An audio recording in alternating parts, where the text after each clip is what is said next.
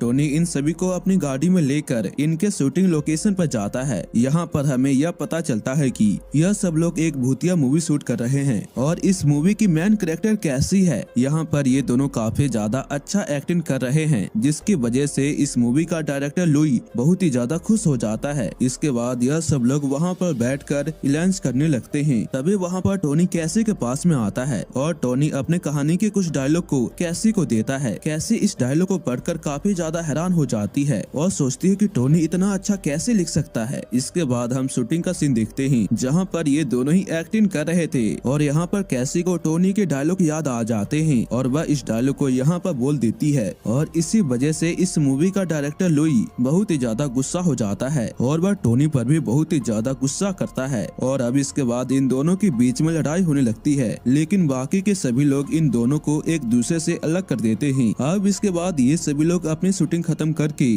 वापिस से अपने घर पर चले जाते हैं। तभी हम टोनी को देखते हैं जो अपनी गाड़ी के पास में खड़ा था और उसके पास में आता है फ्रैंकी। टोनी फ्रैंकी से कहता है कि क्या तुम मेरा सामान निकालने में मदद करोगे क्योंकि मैं घर जा रहा हूँ। जब फ्रैंकी टोनी का मदद करने के लिए गाड़ी के डिक्की को खोलता है तभी टोनी एक हथौड़े से इसके ऊपर हमला करके इसे जान से मार देता है। और टोनी ने ऐसा क्यों किया हमें आगे पता चलेगा। टोनी इसकी बॉडी को वहीं पर डिक्की में रख देता है और अब इसके बाद टोनी घर के बाहर सो रहे सैम को अपने पास में बुलाता है। टोनी सैम से कहता है कि मैं एक मूवी बनाना चाहता हूँ, जिसके बाद सैम उसे कैमरे के बारे में कुछ जानकारी देने लगता है। इसी बीच टोनी अपने पास में से एक गन को निकालता है और सैम से कहता है कि तुम्हें मेरी बात माननी होगी, नहीं तो मैं तुम्हें यहीं पे जान से मार दूंगा। जिसके बाद सैम उसकी बात को मान जाता है और अब ये सभी लोग उसी रात अपने शूटिंग लोकेशन की ओर जाने के लिए टोनी के गाड़ी में बैठ जाते हैं। शूटिंग लोकेशन की ओर जाते जाते सुबह हो जाती है। तभी हम सैम को देखते हैं जो अपने कैमरे से यह सब कुछ रिकॉर्ड कर रहा था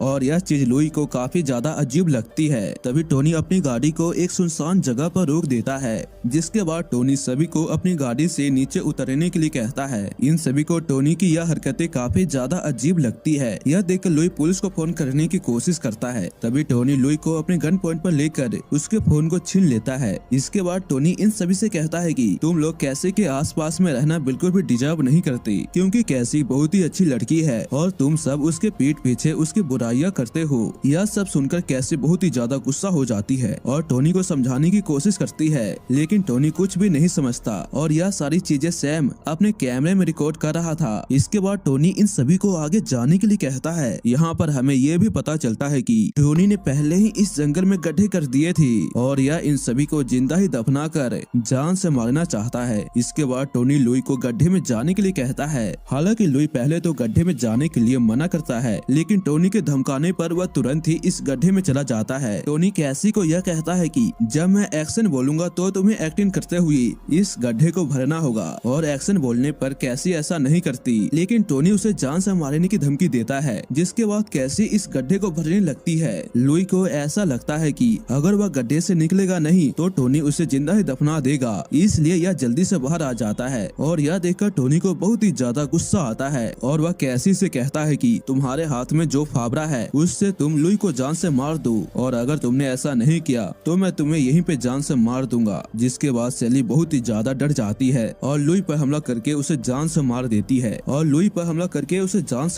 है। तभी वहाँ पर एक सिया नाम की एक्टर अपनी जान बचाने के लिए भागने की कोशिश करती है, लेकिन टोनी किसी तरह से सियाना को पकड़ ही लेता है और उसे एक गड्ढे में डालकर एक चाकू से बार बार हमला करके इसे जान से मार देता है। तभी हम कैसी को देखते हैं जो अभी भी इस गड्ढे को भर रही थी।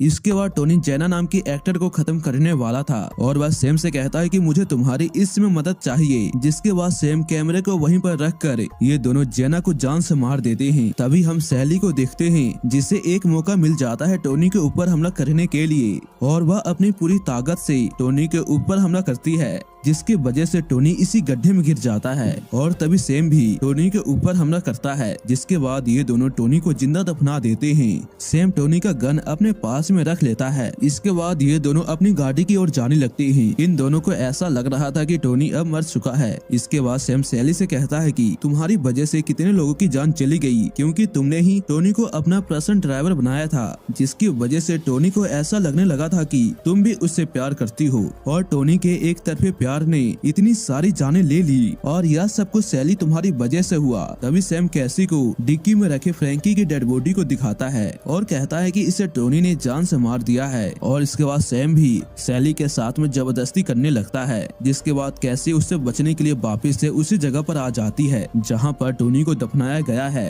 तभी हम टोनी को देखते हैं जो गड्ढे में से बाहर आ जाता है और एक चाकू की मदद से सैम को जान से मार देता है। और यह सब देखकर कैसी बहुत ही ज्यादा डर जाती है और उससे ऐसा लगने लगता है कि कहीं टोनी उससे भी जान से ना मार दे। लेकिन तभी टोनी कहता है कि मैं तुमसे बहुत ही ज्यादा प्यार करता हूँ और मैं तुम्हें नुकसान पहुँचाने का सोच भी नहीं सकता। और इसी के साथ ये कहानी यहीं पे खत्म हो जाती है।